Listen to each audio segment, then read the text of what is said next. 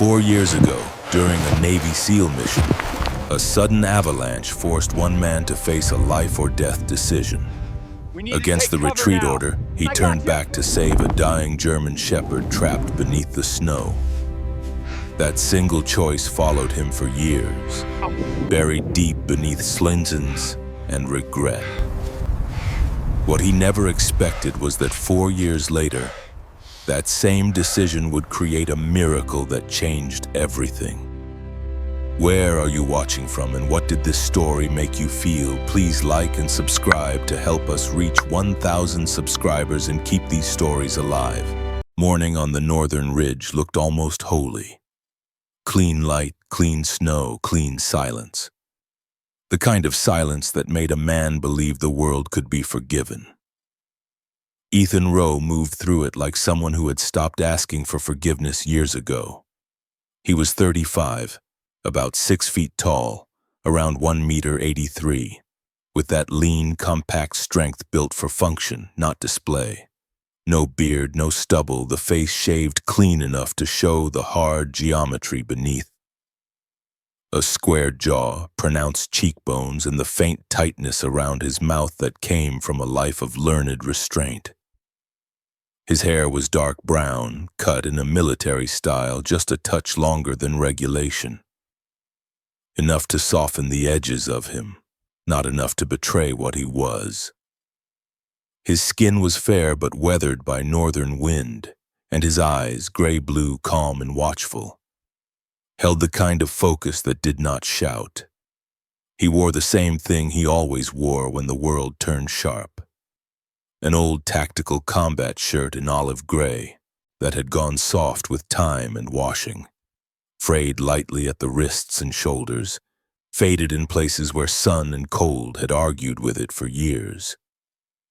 His old combat pants, earth brown with a green cast, were scuffed at the knees, the cargo pockets sagging slightly from use. His work boots were worn, his military watch older than some of the new recruits. Nothing on him glittered, nothing on him begged to be seen. He didn't come to the mountains to be seen, he came because the mission demanded it. Ahead of him, the ridge opened into a broad, slanted corridor of snowfields and sparse black pines. The sky was pale, the kind of blue that looked like it had been sanded down. In the distance, the wind drew ghost lines across the drifts, whispering in a language only the mountain understood. Ethan's team moved in disciplined spacing, their footsteps quiet, their breaths controlled. Lieutenant Grant Harlow led from the front, mid-40s, broad-shouldered with a thick neck and the steady posture of a man who had commanded in heat and darkness and now treated cold like another enemy. Harlow's beard was trimmed short, dark with flecks of gray, and his eyes were the color of slate. He rarely raised his voice. He didn't have to. His authority sat on him like a coat. Behind Ethan, Petty Officer Dana Ruiz kept pace with the medic pack. She was in her early 30s, athletic, with warm brown skin that the winter light made almost bronze. Her dark hair was braided tight under her cap, practical and neat. Ruiz had a quiet humor that showed up at strange times, little comments that cut through fear like a match in a cave. She had the kind of kindness that didn't coddle. And a few steps to Ethan's left was Liam Parker. Young, late 20s, sandy blonde hair under his helmet, freckles that didn't disappear even in cold. Liam had a boyish face that couldn't quite hide the seriousness behind it. He was the newest of the three, eager, respectful, trying, hard to prove he belonged. He carried that particular hunger men carried when they wanted to outrun their own doubt. Ethan understood him more than he wanted to. At first, the operation was routine. Confirm coordinates, verify a line of approach, get out. Then the mountain began to change its mind. It started with the wind, not louder, sharper. A subtle shift that turned the cold from a background discomfort into something with teeth. Snow that had been sitting peacefully on the branches of the pines began to sift down in faint curtains. The air took on a metallic smell, as if the sky had bitten its own tongue. Ethan glanced at his watch. The seconds moved the way they always did, indifferent. But he felt something else, something older than training, pressing in around his ribs. Ruiz looked up at the clouds and muttered, "That's not the forecast." Harlow didn't answer right away. He paused, listening, not with his ears, but with the part of him that had survived. Too many surprises to trust clear skies. Then he lifted his hand in a tight signal. The team halted. Ethan saw it in Harlow's eyes first, calculation turning into decision. He watched Harlow tap the instrument strapped to his chest, the terrain monitor that read vibrations and pressure shifts. The screen blinked. A small icon changed color. Harlow's jaw clenched. "Instability's climbing," he said. His voice stayed calm, but it had gone flat. "We're moving. Now." No drama, no argument, just the calm announcement of danger. The team pivoted, their bodies obeying before their minds fully caught up. Ethan adjusted his pack straps, scanning the slope above them. The snow looked innocent. That was always the lie. They moved downhill in controlled strides, careful not to break formation, careful not to rush and trigger what the mountain was already threatening to do on its own. And that was when Ethan heard it. At first, it could have been wind, a thin, broken sound slipping between gusts. But it came again, smaller, sharper, desperate. A yelp, not human. Ethan's head turned before he gave himself permission. The sound came from a cluster of rocks half buried in drifted snow, an uneven line of boulders that looked like a spine sticking out of the earth. For a moment he saw nothing. Then he saw movement, a tiny shape shivering, barely visible in the white, a German shepherd puppy. Maybe 3 or 4 months old, too young to be out here, too young for this cold, too young for any of the cruel mathematics of mountains. Its coat was black and tan, the tan dulled by frost, the black dusted with snow like ash. One ear tried to stand up and failed. Its muzzle was small and dark, but the skin around its mouth trembled with exhaustion. Its eyes were brown and wide, not just scared, confused, as if the world had betrayed the rules it had only just begun to learn. One hind leg was pinned under a crust of snow and ice near the rocks. Every time it tried to pull free, it whined and slipped. Ethan's chest tightened so fast it felt like someone had cinched a strap around him. "Sir," Liam blurted, already stepping toward it. Harlow snapped his head around. "No!" It wasn't anger. It was urgency sharpened into a blade. Liam froze mid-step. The puppy whimpered again, the sound slicing through the quiet like a needle. Harlow pointed downhill. "We're in an avalanche corridor. We don't stop. We don't split. We do not—" His eyes flicked to the puppy and away. "We do not improvise." Ruiz's expression shifted. Pain, sympathy. Then the hard closing of a door. She didn't argue. She knew what time cost. Ethan stared at the puppy. Something in him moved. A reflex, old and unwanted, a memory without images, the feeling of leaving something behind. He didn't speak. He didn't step forward. He obeyed. He turned his body the way he'd been trained to turn it, forcing his boots to bite into the slope, forcing his lungs to keep breathing at the same controlled pace. He walked away. The puppy cried again, a thin, pleading sound, almost swallowed by wind, and something inside Ethan, something that had survived wars and weather and the slow erosion of sleep, fractured. He kept walking. 2 steps, 3, then a 4th step that felt like stepping over a line he would never be allowed to cross back. His mind began to build its usual defenses. It's an animal. You have a team. You have orders. You have a mission. But the defenses tasted like ash. Ethan thought of the moral arithmetic men did to stay sane. One life against many, duty against instinct, the clean logic that helped you live with the messy outcomes. He had trusted that arithmetic for years. And still at night the numbers came back wrong. He heard the puppy again. Only this time the sound changed. Not just fear, but something else. A choking whine, as if it had finally realized no one was coming.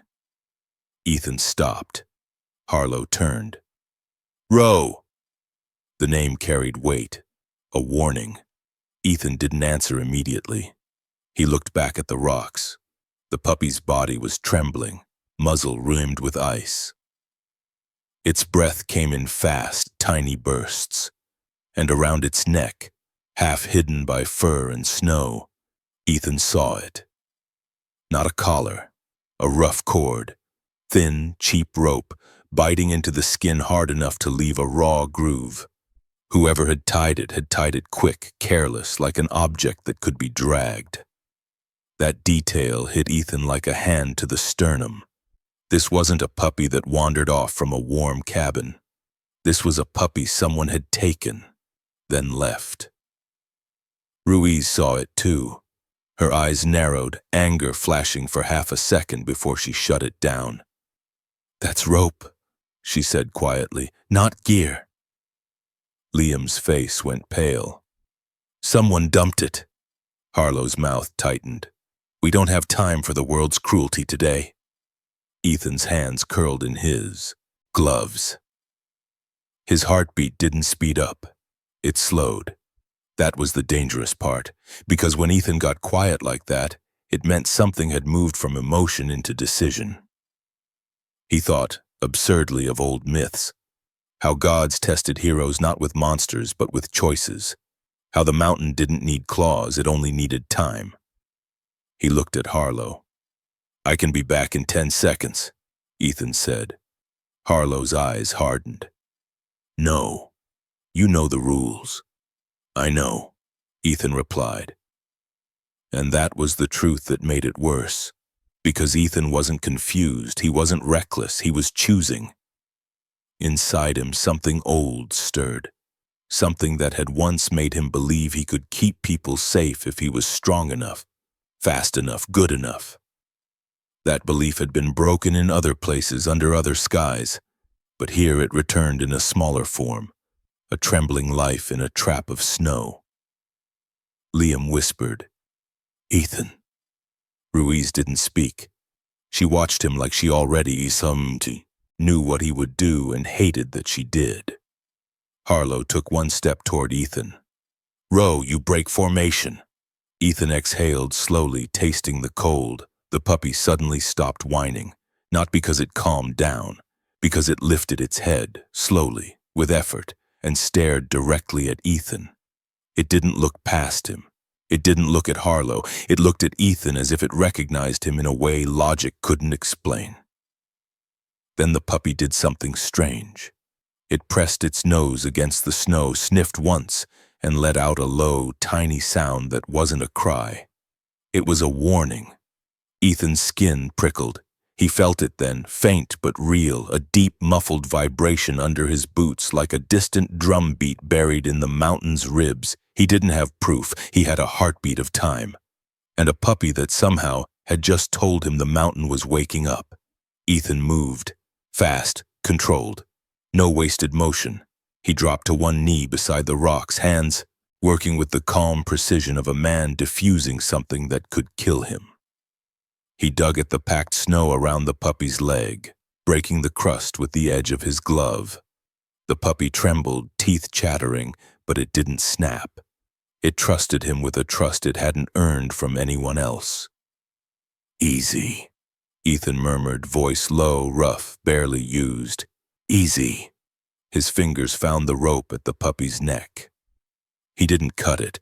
No time for tools. He loosened the knot with brute finesse, pulling the cord free just enough to relieve pressure without letting it tangle. The puppy's eyes fluttered as if it might faint. Ethan freed the leg with one final shove of snow aside. The puppy collapsed forward and Ethan caught it against his chest. Warmth, small and trembling, pressed into the center of his body like a candle placed inside armor. Ethan stood. Harlow's voice cracked through the wind. Move! Ethan pivoted, cradling the puppy tight and sprinted back into formation. For a half second he met Harlow's eyes. There was fury there, and underneath it something like fear. Not fear of punishment, fear of the mountain, fear of the way one choice could turn into a funeral. They moved downhill again, faster now, no longer pretending the corridor was safe. Ethan could feel the puppy's heartbeat against his ribs, wild, frantic.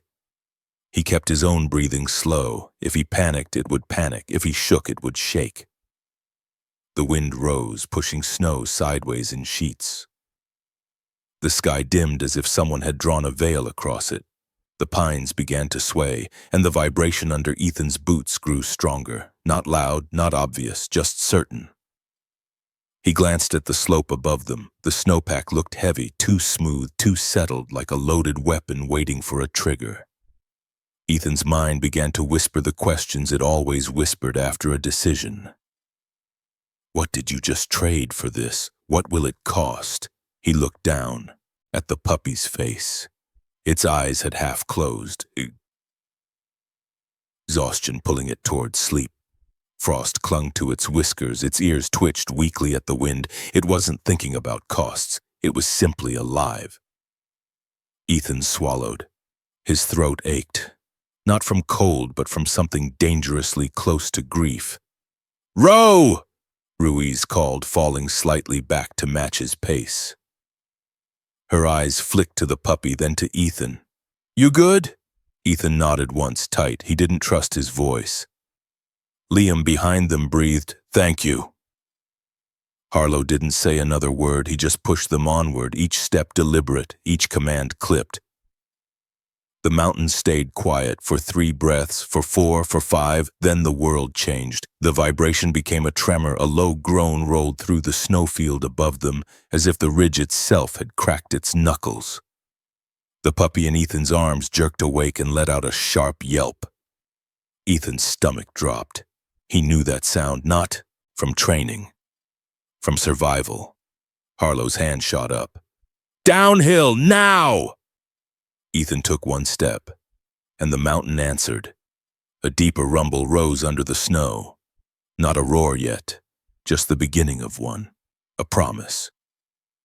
Ethan tightened his grip on the puppy, feeling its small body tremble against him, and for one terrible moment he had the thought a man hates himself for having. "If I die for this," he didn't finish it. Because the slope above them gave a sound like tearing cloth. And Ethan understood that the mountain had made its choice.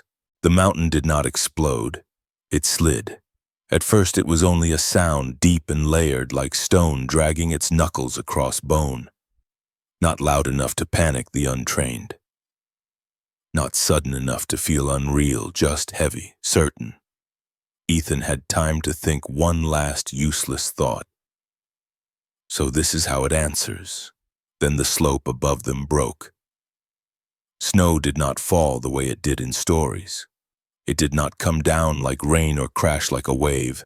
It peeled, sheets of white skin tearing away from the mountain's face, accelerating with a silence that was worse than noise.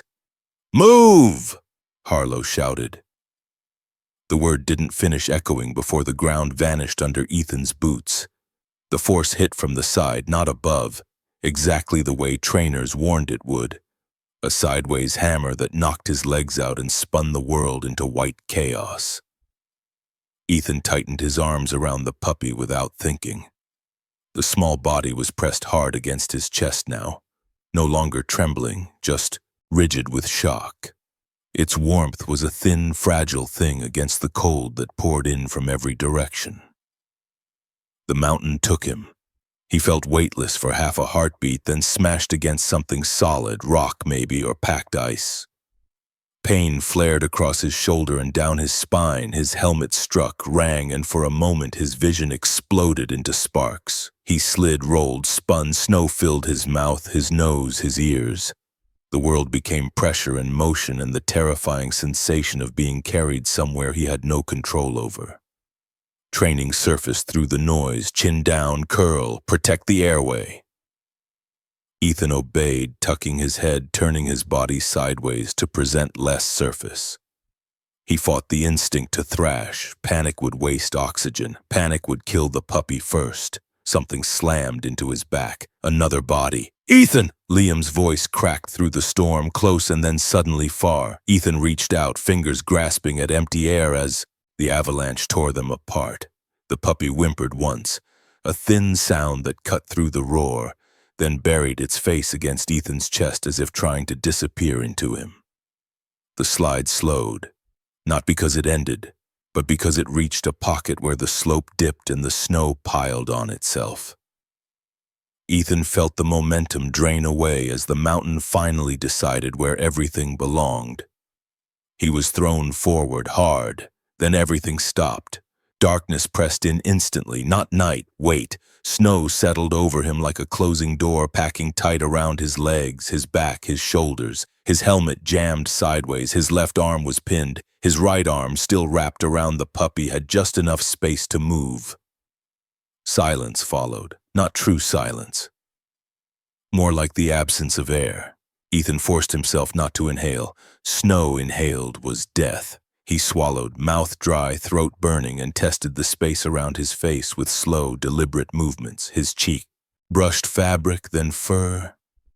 The puppy's head was tucked under his chin, its breath coming in short, panicked bursts that fogged the tiny pocket of air they shared. "Easy," Ethan rasped, voice barely sound. "Easy." The puppy didn't understand the word, but it understood the tone. Its breathing hitched, then slowed by a fraction, enough to keep the air from vanishing too fast. Ethan took inventory, pain in his shoulder, sharp but not blinding. Probably bruised, maybe worse, but he could still feel his fingers. His legs were numb, crushed under snow, but not twisted at an angle that screamed broken bone. The worst pain was in his chest, not from impact, from the weight of what he couldn't see. He knew enough about avalanches to understand what came next. Either they found him quickly or the air ran out. He pictured the team scattered across the slope. He pictured Harlow counting heads, Ruiz already digging with bare hands, Liam's face pale under his helmet, and then he pictured Liam not digging. The thought slid in like a blade. "No," Ethan whispered, more to himself than to anything else. "Not like this." The puppy shifted, pressing closer, its heart racing against Ethan's ribs. It was so small, too small to have any business being here. Too small to be the thing that tipped his life into this moment. Ethan closed his eyes, and in the dark, the arithmetic began. You broke formation. You delayed the team. You made them slower. The mountain didn't care about intent, only physics. If someone had been caught because of him, Ethan forced the thought away. Panic would shorten the time he had. He needed to stay present. He needed to keep the puppy breathing. He angled his helmet slightly, widening the pocket of air by millimeters, then stilled again. Snow groaned faintly as it settled. The sound was intimate, like the mountain adjusting its grip. Time stretched. Seconds lost meaning. His lungs began to burn, and the puppy whimpered again, a softer sound now, exhaustion pulling it towards sleep. Ethan felt the tremors running through its body, felt how fragile the warmth was becoming. "Stay with me," he murmured. "You hear me? Stay." He didn't know why he was talking, maybe because silence made room for fear. The darkness pressed in, heavy and absolute, and then, faintly, something changed. A vibration. Not the violent movement of the avalanche, but something rhythmic, distant, a tapping, a scraping. Ethan froze, afraid to hope. The sound came again, closer this time, a shape of noise like metal against ice.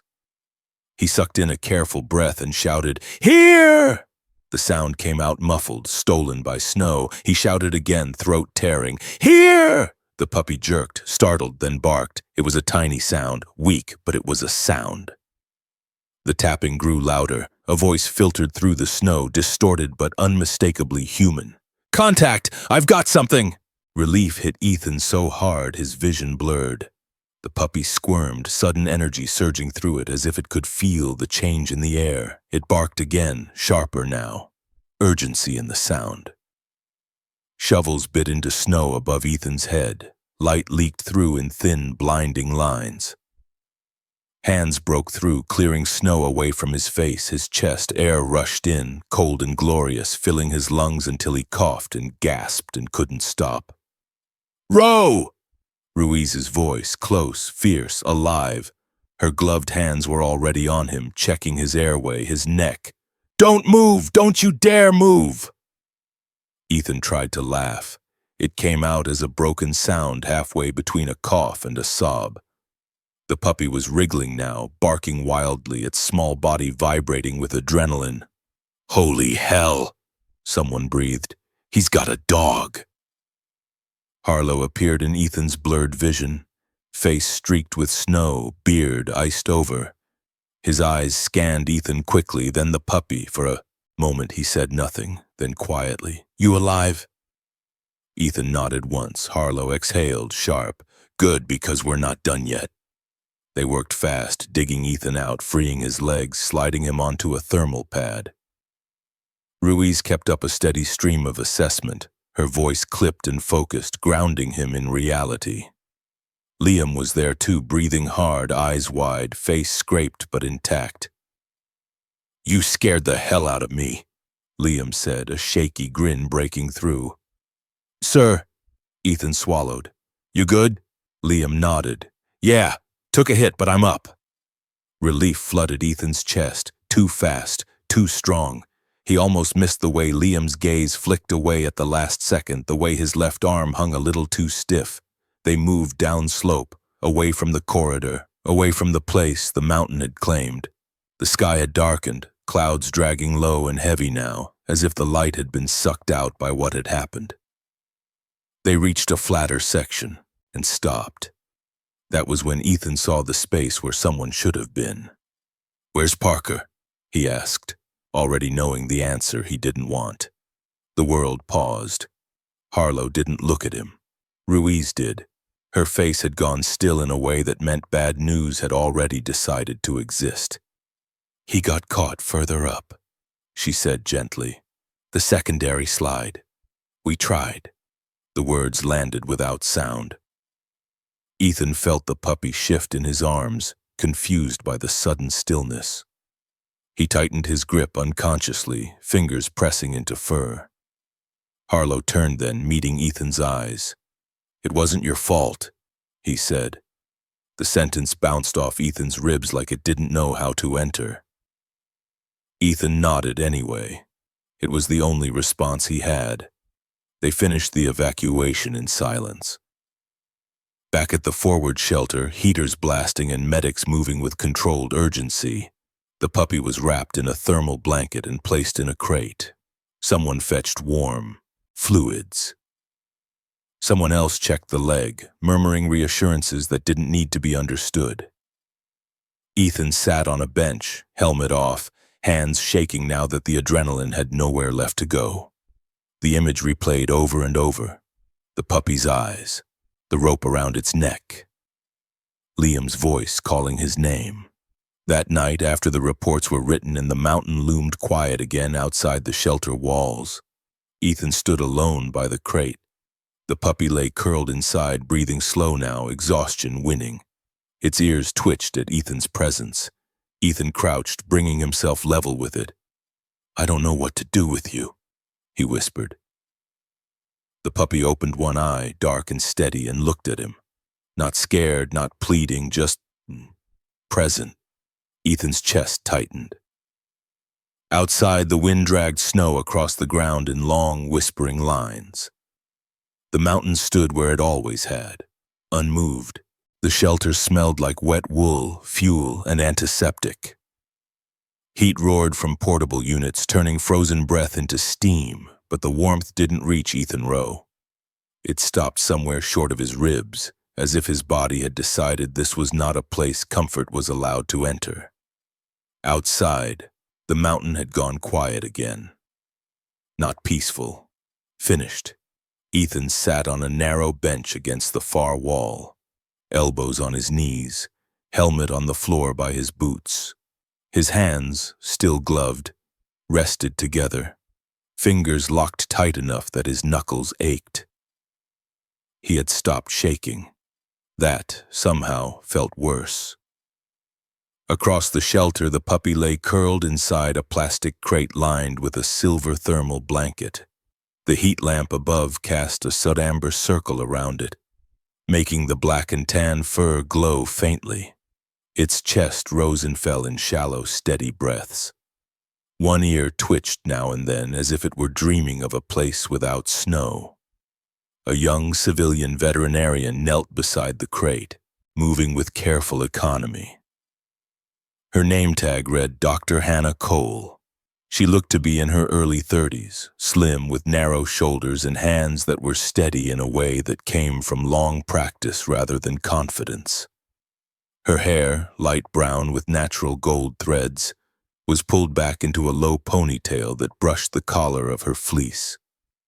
Her face was pale, freckled lightly across the bridge of her nose, and her eyes were gray, thoughtful, the kind that noticed more than they revealed. She examined the puppy's leg gently, murmuring to herself, then glanced up at Ethan.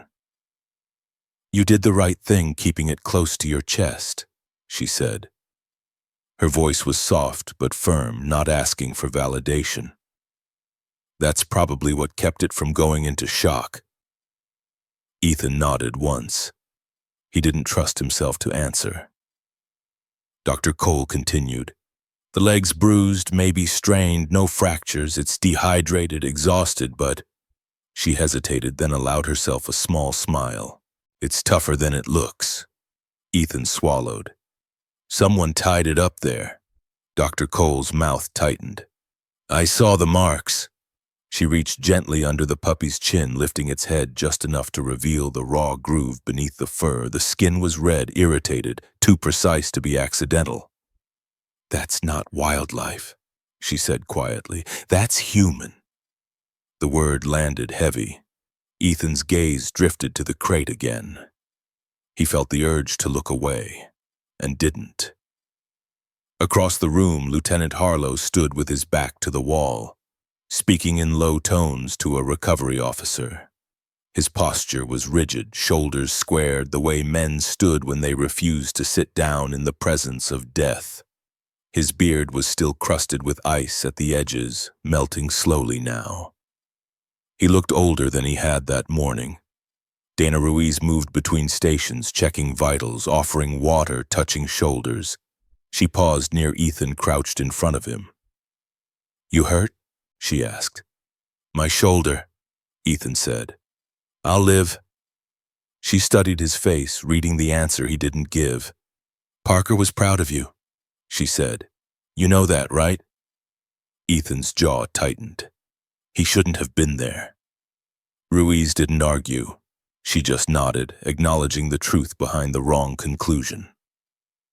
Across the shelter, someone zipped a body bag closed. The sound was quiet. It still felt like a door slamming. Time moved strangely after that. Reports were written, coordinates were logged. The avalanche was categorized, analyzed, reduced to numbers and diagrams that explained everything except the cost. The mountain was labeled unstable. The operation was marked aborted. Liam Parker was marked KIA. When the shelter finally emptied, it was well past nightfall. The storm had passed through and moved on, leaving behind a sky scrubbed clean and sharp with stars. The cold outside was brutal again, but honest. Ethan stood, alone near the crate. The puppy stirred as he approached, lifting its head slightly. Its eyes, dark brown, glossy with fatigue, focused on him with effort, as if he were something it needed to confirm was still real. Ethan crouched slowly. Up close, the puppy smelled like snow and metal and something faintly sweet. Milk, maybe, or the memory of it. Its whiskers were rimmed with frost that hadn't fully melted yet. Its paws were oversized for its body, the way all young shepherds were, promising a strength it hadn't grown into. "How did you get up there?" Ethan whispered. The puppy blinked. It didn't whine. It didn't bark. It just watched him. There was something about that look, steady, unblinking, that made Ethan's chest ache. Not with fear, with recognition. He'd seen that look before in mirrors, in men who had learned early that noise wasted energy. Ethan reached out, hesitated, then rested 2 fingers lightly against the crate's edge. The puppy leaned forward on instinct, pressing its nose against the metal, breathing in his scent. A small, unconscious act of trust. Ethan closed his eyes. Images came uninvited. Liam laughing in the mess tent 2 nights ago. Liam asking questions about cold weather gear like it was a puzzle he could solve if he just listened hard enough. Liam calling his name as the snow took him. Ethan opened his eyes again, breath shallow. "I don't know what to do with you," he said softly. Behind him, boots crunched on the shelter floor.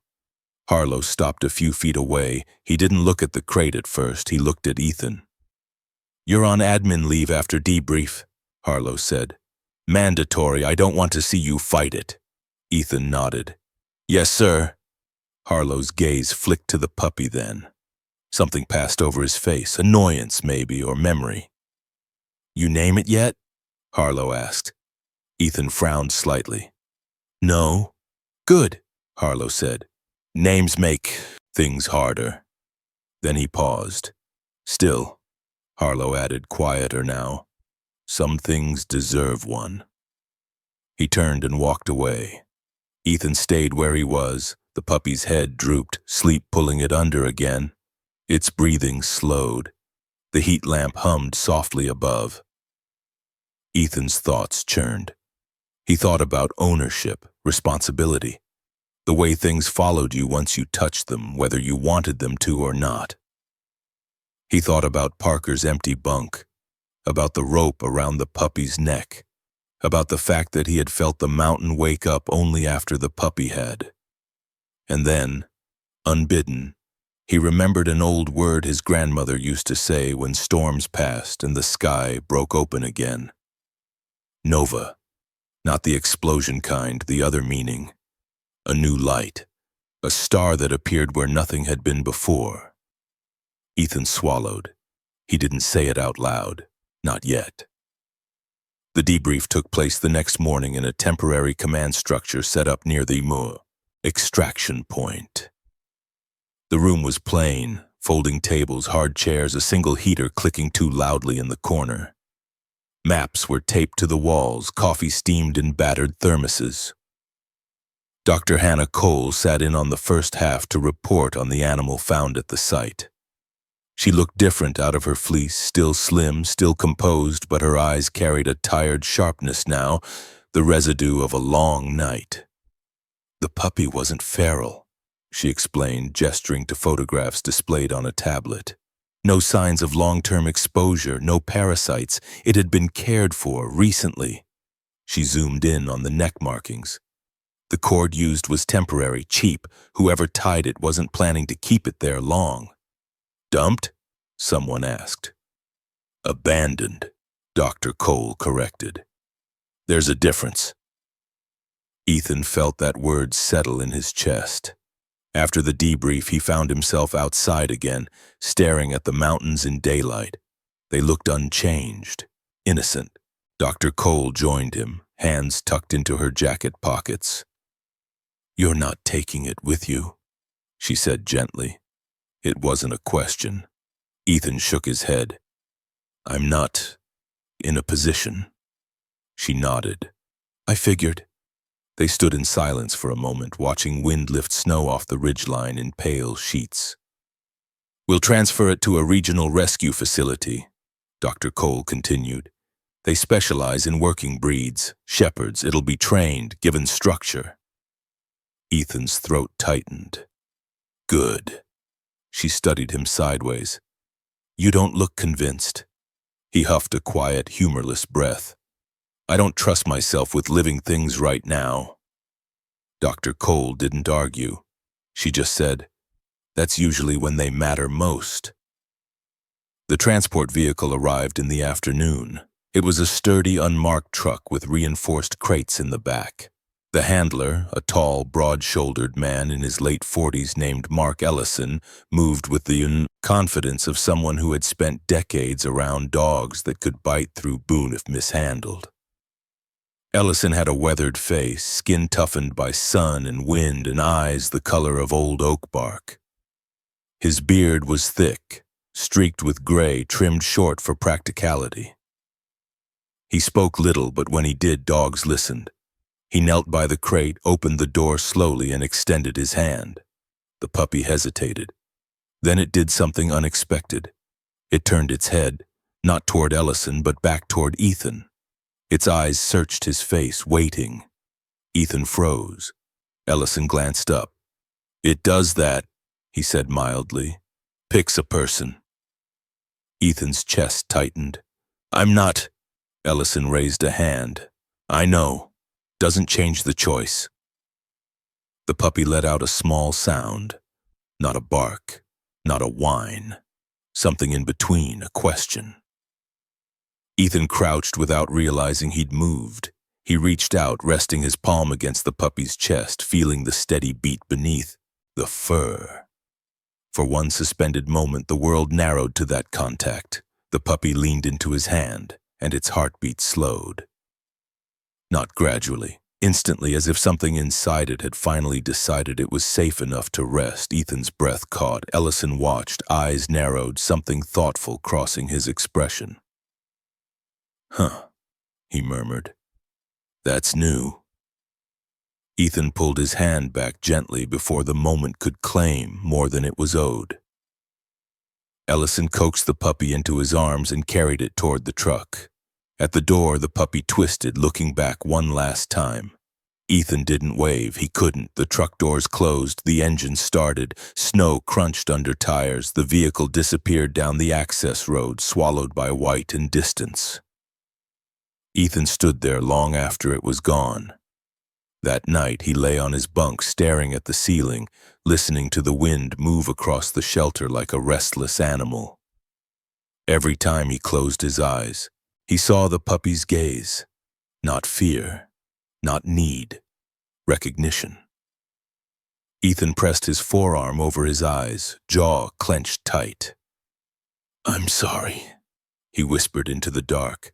The words weren't for the puppy. They were for the part of himself he'd just sent away. Outside, the mountain remained, unmoved, watching. 4 years later, the mountain had not forgotten him. It looked the same from the air, long white ridges, dark veins of forest, the slow geometry of stone and snow, but Ethan Rowe knew better now than to trust familiarity. Mountains didn't remember faces, they remembered pressure. The helicopter dropped them at the edge of the valley just after dawn. The light was clean and cold, the kind that sharpened edges and made shadows honest. Frost glittered on the rocks like ground glass. Ethan stepped off last. He was still 35, but the years since the avalanche had rearranged something inside him. Not softened, if anything, the opposite. He moved with the economy of someone who no longer wasted effort on noise. Same old tactical shirt, faded olive gray, sleeves pushed down against the cold. Same worn combat pants, knees scarred from use. Same boots, same watch, same body, different weight. 2 clicks to the ridge, the briefing officer said over the rotor wash. Weather's stable. Forecasts clean. Forecasts were always clean, until they weren't. Ethan nodded once and turned away as the helicopter lifted, its sound peeling off into the sky. Silence rushed back in behind it. The team assembled quickly. This wasn't his old unit. Most of those faces were elsewhere now. Rotated, retired, buried. These men were younger on average, lean and sharp. Eyes still carrying the untested confidence of people who believed preparation could outrun chance. He was their point man. They followed him without question. Among them was Sergeant Caleb Moore, early 40s, thick through the shoulders with a shaved head and a neatly trimmed beard that gave his face a squared, immovable look. Moore spoke little and listened hard, the kind of man who anchored a team simply by existing. There was Tyson Reed, late 20s, all wiry energy and restless humor, always the first to volunteer and the last to complain, and Alex Kim, their comms specialist. Slender, sharp-eyed, glasses tucked into a hard case until needed. Voice calm even when things went sideways.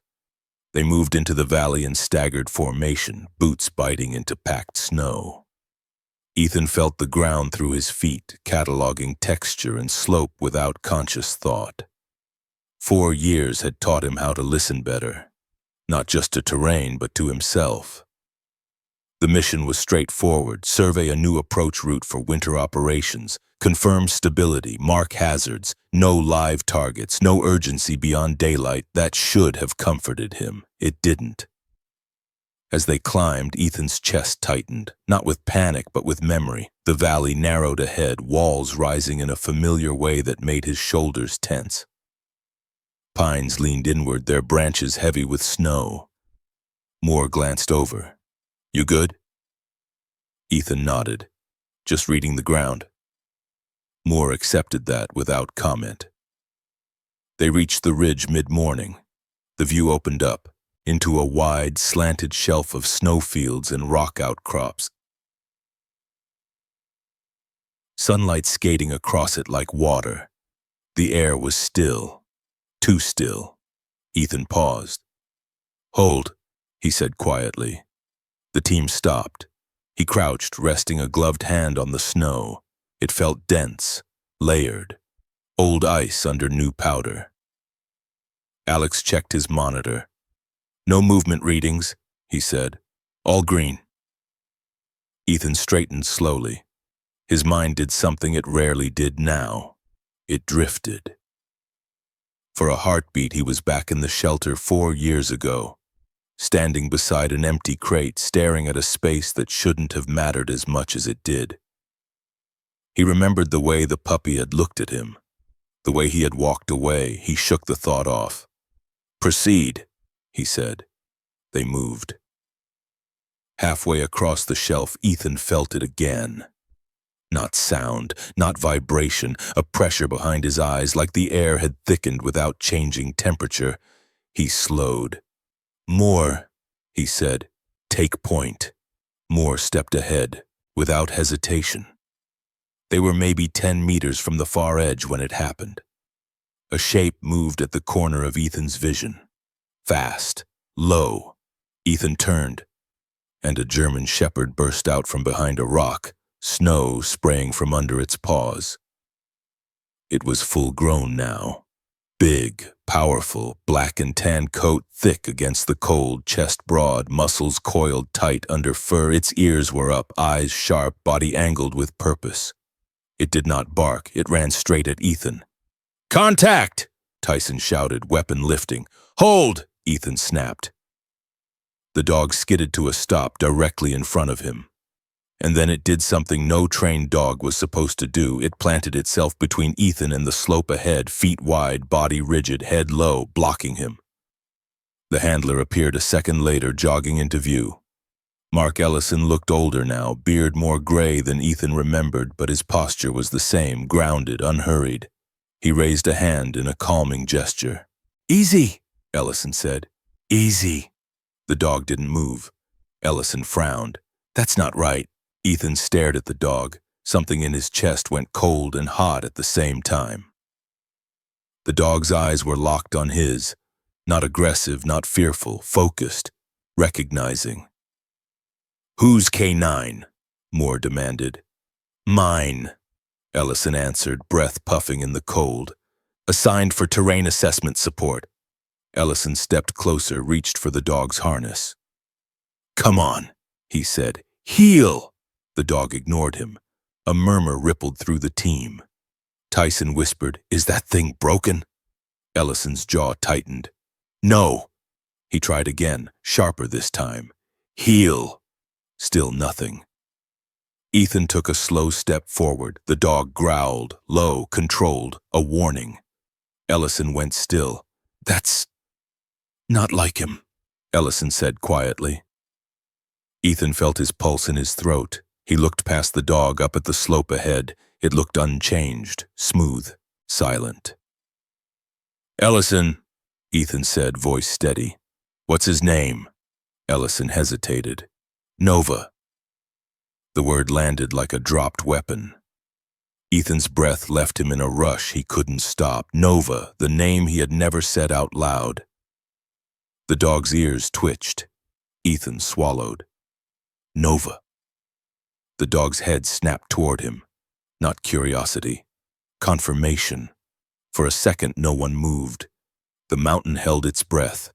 Nova stepped closer, slow, deliberate, and pressed his forehead against Ethan's thigh. Not leaning, bracing. Ethan felt it then, clear as pain, the faintest shudder under his boots, too subtle for instruments, too old to be random. The mountain was shifting. Ethan lifted his hand slowly. "Moore," he said. "Back the team up. Now."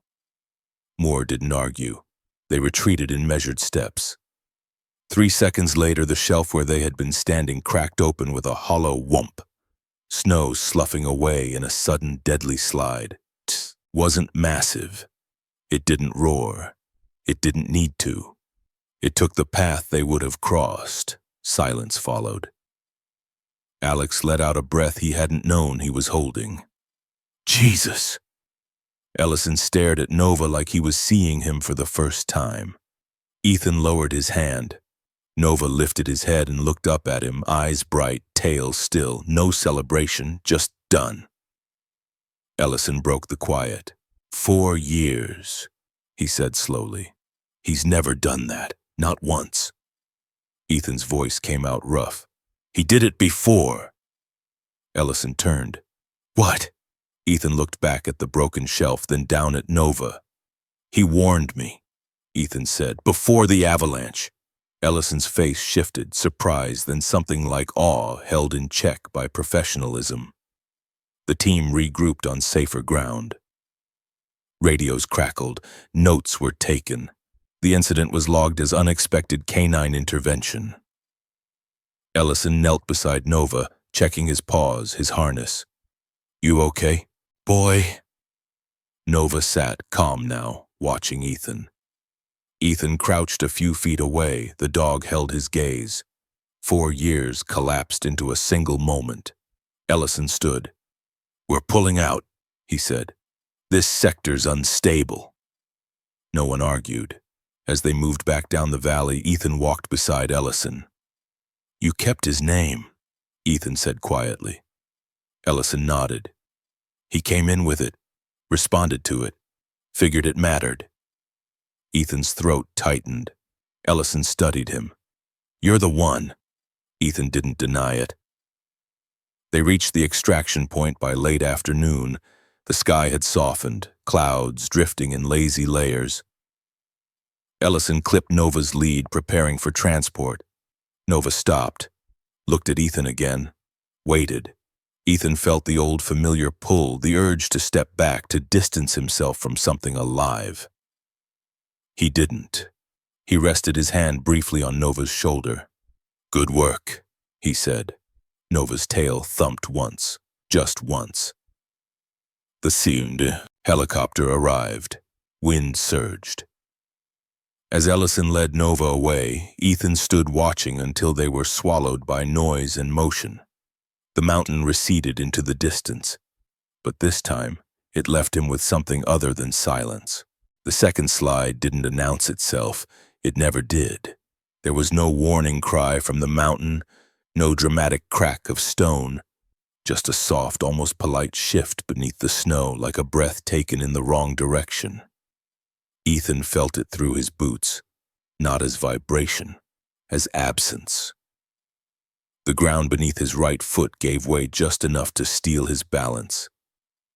He dropped instinctively, one knee slamming into the snow, hands out, body low. Training took over before thought could interfere. "Hold position," he said, voice calm despite the sudden spike in his pulse. The team froze. Nova's head snapped up, The German shepherd's posture changed instantly, ears angled forward, body coiled tight, weight shifting toward Ethan. His tail stilled completely, the black and tan fur along his spine bristled, catching the light like steel wool. Ethan pushed himself upright slowly, testing the snow with deliberate pressure. The surface held, for now. Moore edged closer. "You all right?" "Yeah," Ethan said, "but this shelf's lying." They backed away another 10 meters, careful, methodical. The air had changed again. Not colder, just heavier. Like the sky had lowered its ceiling. Ellison knelt beside Nova, fingers resting lightly on the harness. "Something's off," he murmured. Nova didn't look at him. His eyes stayed locked on Ethan. They reached a safer ridge line and regrouped. Radios crackled with updates. The plan shifted. Pull back. Reroute. Mark the zone unstable. It should have ended there. But mountains rarely cared about plans. As they turned downslope, a sharp gust tore through the valley, flinging snow sideways in a blinding sheet. Visibility dropped from clear to chaos in seconds. "Wide out!" Alex shouted over comms. Ethan raised his arm. "Line up! Maintain spacing!" They moved as one, but the wind had teeth now. Snow stung exposed skin, filled seams, raced contrast until the world became a featureless void. Ethan took 3 steps. The 4th never landed. The ground collapsed beneath him, not in a roar, but in a hollow sink. Snow gave way into a hidden pocket, a thin crust disguising a void beneath. Ethan dropped hard, his leg punched through first, then his hip, then his shoulder as he twisted to keep from falling straight down. Pain flared, sharp and immediate, ripping a grunt from his throat. He slid, only a few feet, but enough. Enough to wedge him against a slanted wall of packed snow and ice. Half submerged, one leg trapped, the other barely braced. "Row!" Moore's voice cut through the wind. "I'm up," Ethan said, forcing calm. "I'm stuck!" The pocket wasn't deep, maybe 6 feet, but the walls were slick, compacted by freeze and thaw. Snow poured in around him with every movement, threatening to bury his leg completely. Ethan stopped moving. Panic would waste strength. Strength was oxygen. He took inventory, left leg trapped from mid-thigh down. Right leg free but unstable. Left shoulder screaming but functional. Hands numb, fingers stiff. Above him, shapes blurred in the storm. Someone threw a line. It skidded uselessly across the surface. "I can't get leverage," Moore said, frustration bleeding through control. Nova lunged forward, straining against Ellison's grip. "Hold him!" Ellison barked, bracing himself. Nova ignored the command. With a sudden wrench, he slipped the tension, twisting his body just enough to break free and leapt into the pocket. Snow sprayed everywhere. "Nova!" Ellison shouted. The dog landed beside Ethan with a heavy thud, paws digging in instantly, claws scraping against ice. Ethan's breath caught. "Hey, easy!" Nova didn't hesitate. He planted himself between Ethan and the downslope, body angled to shield him, then lowered his head and began to dig. Fast, focused. Each movement was deliberate, front paws slicing through packed snow, nose shoving debris aside, body shifting to keep the pocket from collapsing further. He wasn't panicking. He was working. Ethan watched, stunned. "Ellison!" Ethan shouted. "Get ready! I need tension on the line!" Ellison reacted instantly, barking orders, hands flying. The rope dropped again, this time controlled. Nova grabbed the line in his teeth and pulled, not to drag Ethan, but to anchor it against the wall, creating resistance where none existed. Ethan felt it then, a solid counterforce. He braced his free foot, leaned into the rope, and pushed.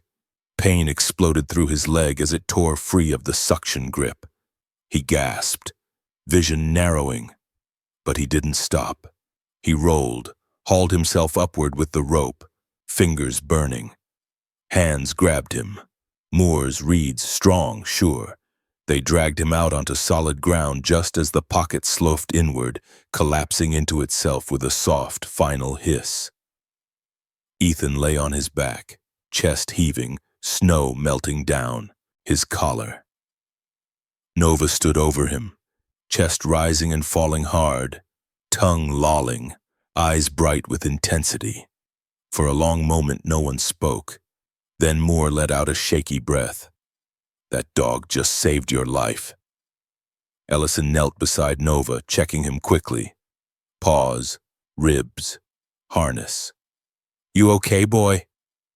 Nova shook once, snow flying, then turned back to Ethan. He lowered his head and pressed it gently against Ethan's chest, not forcefully, just enough. Ethan closed his eyes. The sound of the storm faded into something distant and unreal. All he could feel was the steady weight of the dog's head and the slow return of his own breath. They extracted shortly after. The helicopter ride was quiet. Ethan sat strapped in, leg immobilized, shoulder throbbing in a dull, persistent rhythm. Nova lay at his feet, calm now, eyes half-lidded, body angled protectively toward him. Ellison sat across from them, watching with an expression he didn't try to hide. That's twice, Ellison said over the headset. You know that, right? Ethan didn't answer. He stared out the window at the shrinking mountains, their ridges softening with distance. At base, medics took over. Ethan endured scans, questions, hands probing injuries with professional detachment. No breaks, severe bruising, ligament strain. He'd walk again soon enough. Nova waited. He sat just outside the treatment bay, alert but patient, ears twitching at every sound. A young logistics officer, a woman in her mid-20s named Rachel Owens, tall and lean with cropped red hair and a brisk, efficient manner, brought him water and knelt briefly to scratch behind his ears. Good boy, she murmured. You did good. Nova accepted the praise without enthusiasm. His eyes stayed on the door. When Ethan finally emerged, limping slightly, Nova rose immediately and moved to his side. Ellison approached, hands in his jacket pockets. Command's reviewing, he said. About reassignment. Ethan nodded. Figures. Ellison hesitated. About the dog. Ethan's stomach tightened. What about him? Ellison glanced at Nova, then back at Ethan. He's bonded. Hard. Not just trained attachment. Personal. Ethan looked down at Nova. The dog met his gaze, steady and unblinking. I can't, Ethan said quietly. I'm not. Ellison raised a hand. I'm not asking you to decide tonight. Good, because Ethan wasn't sure what he would say if asked. That night, Ethan lay awake in the infirmary, staring at the ceiling as machines hummed softly around him. The room smelled of disinfectant and warm plastic. Nova lay curled at the foot of the bed, a dark, solid presence. Sleep refused to come. Ethan's mind replayed the fall, the cold grip of snow, the moment he'd felt gravity choose him. He turned his head slightly. Nova's eyes were open, watching. Ethan exhaled slowly. You didn't have to jump in after me. Nova's ears flicked. He didn't move. After a long moment, Nova shifted closer, carefully, quietly, and rested one paw on Ethan's ankle. Not pressing, just touching.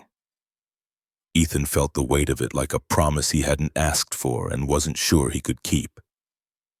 Outside, the wind moved through the trees, carrying snow from branch to branch like a whispered conversation.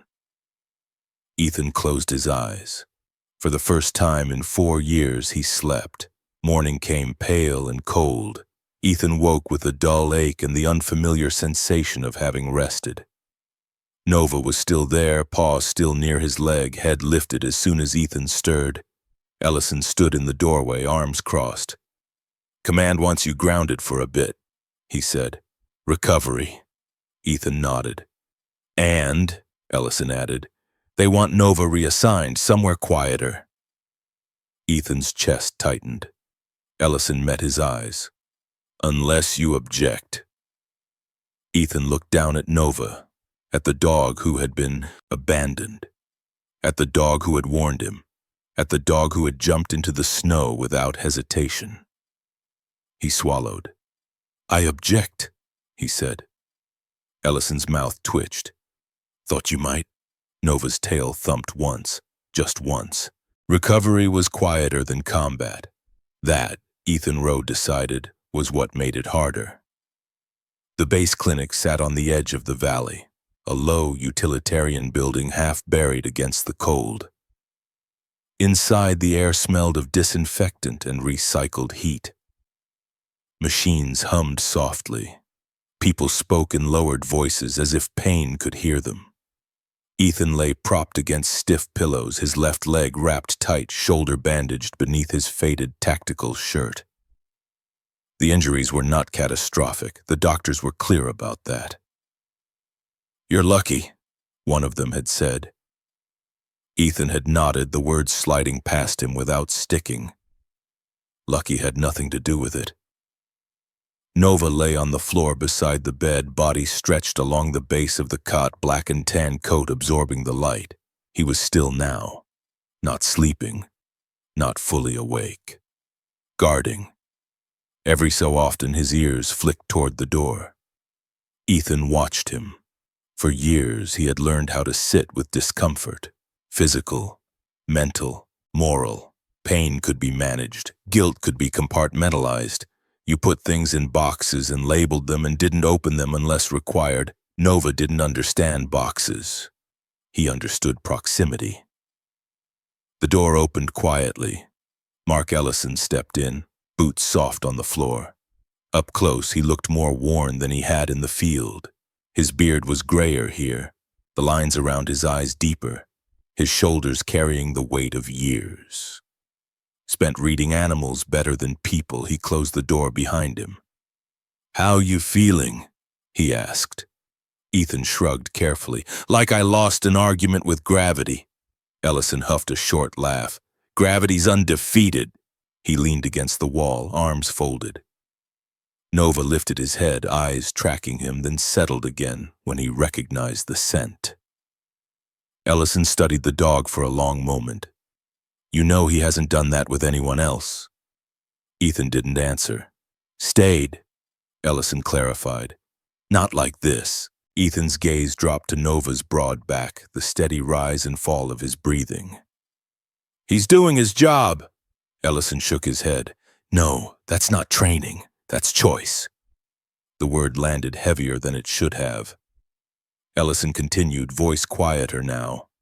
Command's finalizing the paperwork. They want to reassign Nova to a lower risk unit. Search and rescue training, civilian side.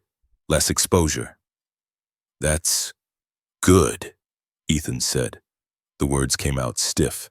Ellison pushed off the wall. It is. On paper. He took a step closer. But he won't settle. Not yet. Ethan looked up. What are you saying? I'm saying, Ellison said carefully, that dogs like him don't bond lightly. And when they do, breaking that bond early does damage, sometimes permanent. Ethan felt something tighten in his chest. I'm not asking you to take him, Ellison added. I'm telling you the truth so you don't pretend you didn't know it later.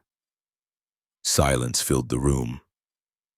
Nova shifted, lifting his head fully now, eyes moving between them. His tail gave one slow sweep against the floor. Ethan exhaled. I'm not stable, he said quietly. Not the way people think. I make decisions that cost lives. Ellison didn't flinch. So do earthquakes, doesn't make the ground evil. Ethan gave a dry, humorless smile. That's a hell of a comparison. Ellison met his gaze. You didn't cause Parker's death. The name hit like a bruise. Ethan's jaw tightened. I didn't save him. Ellison nodded once. That's different. Nova stood. He stepped closer to the bed, resting his chin lightly on the edge of the mattress, eyes fixed on Ethan's face. There was no urgency in him now, no alertness, just presence. Ethan closed his eyes. For 4 years, he had carried the moment of that avalanche like a stone lodged behind his ribs. He had replayed it in pieces, angles, timing, what-ifs, until it had become less a memory and more a verdict. If you had not turned back, if you had moved faster, if you had been better, the stone had shaped him, hardened him, kept him sharp, but it had also kept him alone. "Ellison," Ethan said, "if I say yes, what happens?" Ellison's mouth curved faintly. "Paperwork, evaluations, joint assignment status while you're grounded, temporary at first." "And if I say no?" Ellison's eyes flicked to Nova. "He'll adapt, eventually. Dogs are resilient." Nova's ears flattened, not fearfully, but with a subtle tension that made Ethan's stomach twist. Ethan nodded slowly. "Give me the night." Ellison pushed off the bed. "You have it." He paused at the door. "For what it's worth," he said, "I've seen a lot of good handlers, and I've seen a few men who needed a dog more than the dog needed them." Then he left. Night settled in thick and cold. The clinic lights dimmed. The hum of machines softened into a steady background pulse. Somewhere down the hall, someone coughed. Someone laughed quietly. Ethan lay awake. Nova lay at his feet. Ethan stared at the ceiling, tracing cracks and stains he'd already memorized. His body ached. His mind refused to rest. He thought about Parker, about the kid's grin, his questions, the way he had trusted Ethan without reservation. He thought about the puppy on the mountain, tied, abandoned, shivering in the snow.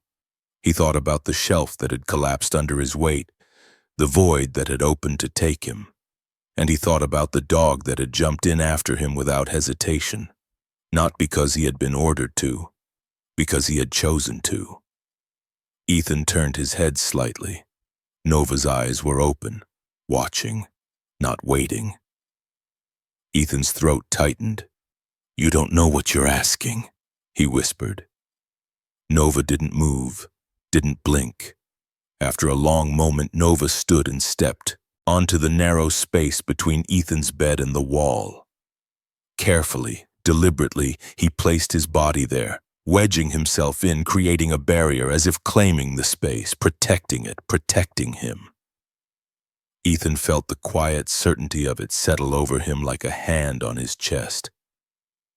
Not obligation, not debt, belonging.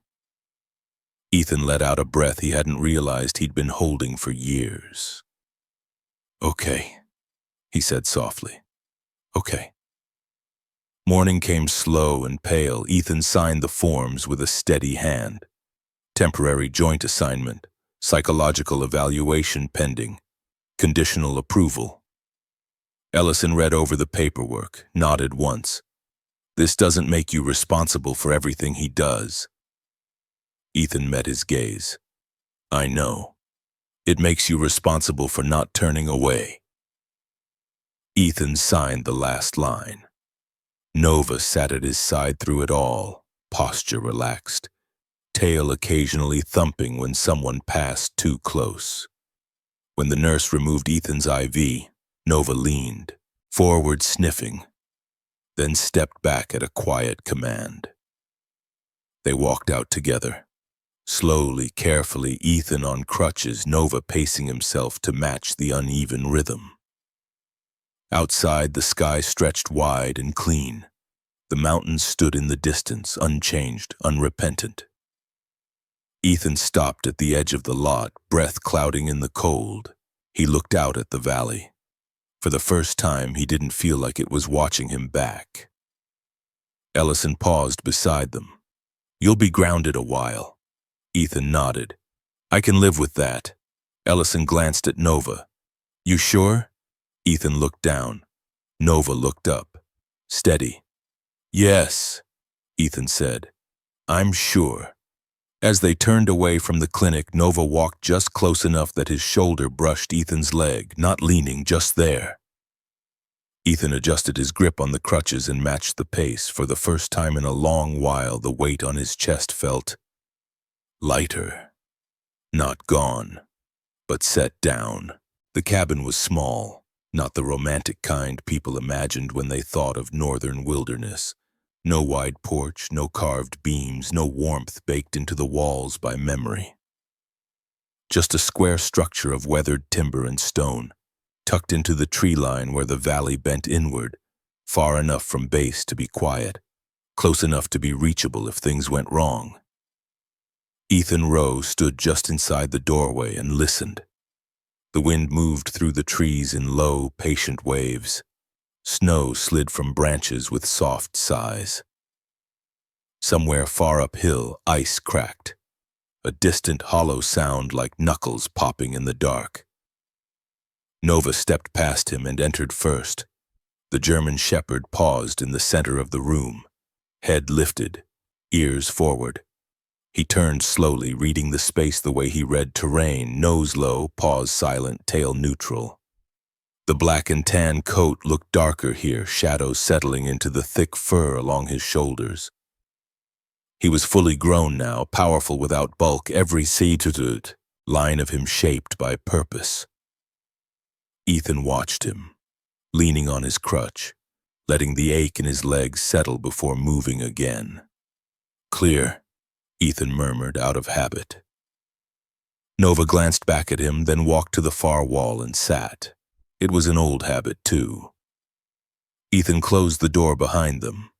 This was part of the recovery program, grounded duty, limited range, quiet environments. Reintegration, the paperwork called it. Time away from operations. Time to let the nervous system relearn silence without waiting for it to turn violent. Ethan had taken assignments like this before. None of them had ever followed him home. He set his pack down, rolled his shoulders carefully, and crossed the room. The cabin smelled like cold wood and metal and something faintly animal. Old mice, maybe, or the ghost of them. There was a narrow cot against one wall, a small table bolted to the floor, a stove that hadn't been lit in weeks. Nova's gaze followed him as he moved. "You don't have to watch me breathe," Ethan said quietly. Nova didn't look away. Ethan exhaled and smiled despite himself. A brief, unfamiliar expression that faded almost as soon as it appeared. He sat heavily on the cot, legs stretched out, and rested his forearms on his knees. 4 years ago, he would have filled silence with planning. Now the silence filled him instead. That was the difference. Outside, daylight shifted, thinning as clouds rolled in from the west. The sky dimmed to a flat gray that pressed low against the valley.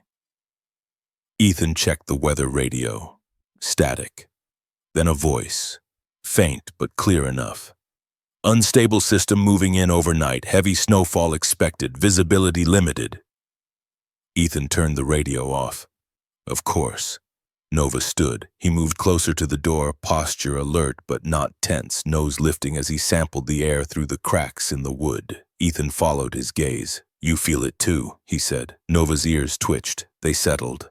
In as the afternoon faded. Ethan lit the stove, fed it slowly, letting warmth seep into the room without rushing it. Nova lay near the door, body angled outward, always half facing the world beyond.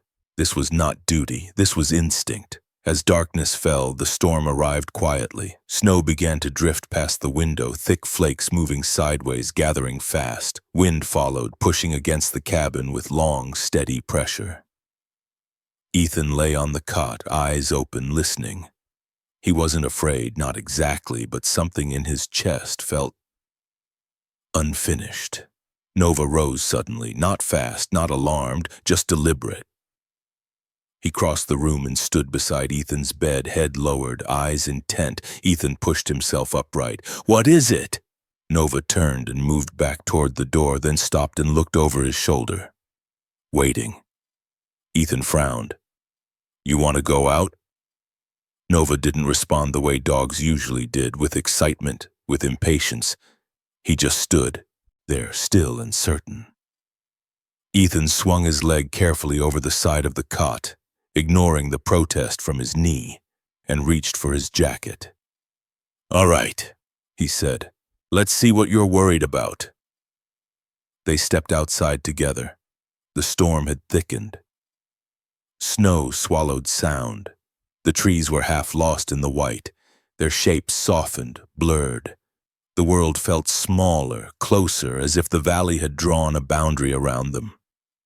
Nova moved ahead, slow and measured, stopping often to test the ground. Ethan followed, trusting the dog's pace more than his own eyes.